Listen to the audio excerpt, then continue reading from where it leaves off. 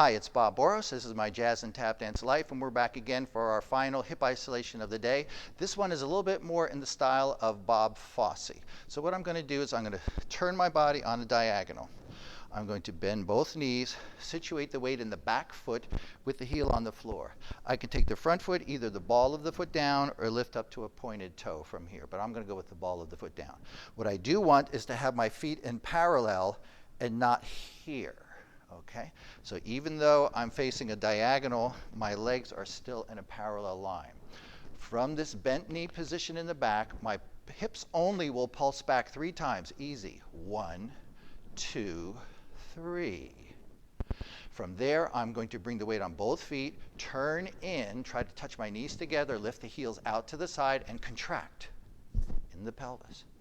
Then from here, I sit back on the left, finding the parallel again, just the pelvis, 1, 2, 3, and heels off, contract.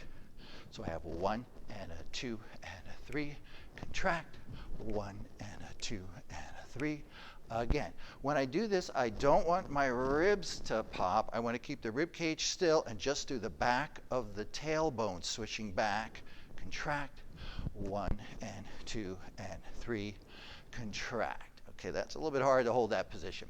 I'm going to take my arms, I'm going to bend the elbows and pull back in 3 counts, 1 and 2 and 3, with a lift and pinch the shoulder blades together. Then I come in on the contract, touching the wrists with the elbow bent.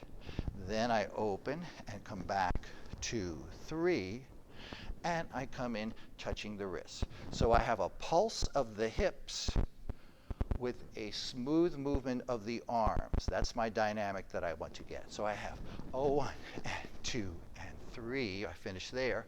4. 1 and 2 and 3. 4. 1 and 2 and 3. 4. 1 and 2 and 3. 4.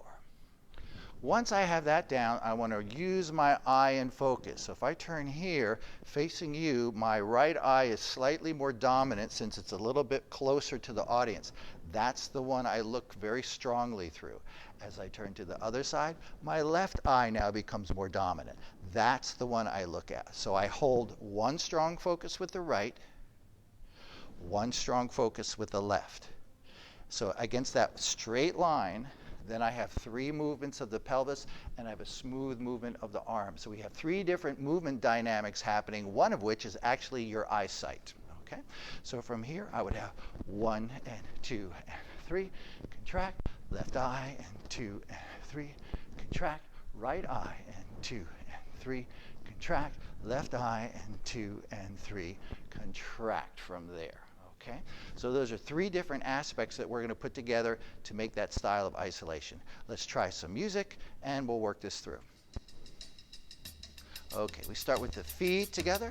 We have turn out to ballet first, open to jazz first, demi-plie, turn on the diagonal, bring the palms forward. We're going to go half time. So we have 1 and 2 and 3, contract, turn in, 1 and 2 3, contract, turn in. I'm using the right eye, and 3, contract, turn in. I'm using the left eye, 2, 3. Now if I double, I have 1, 2, 3, 1, 2, 3, right eye, 2, 3, 1, 2, again, and 1, 2, 3, 1, 2, 3, right, 2, 3, left, 2, 3, in.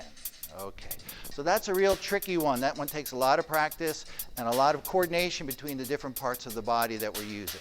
And again, that's a little bit more in the style of Bob Fosse. I'm certainly not saying that I know that style exactly, but it certainly has a look of what a Fosse move would be.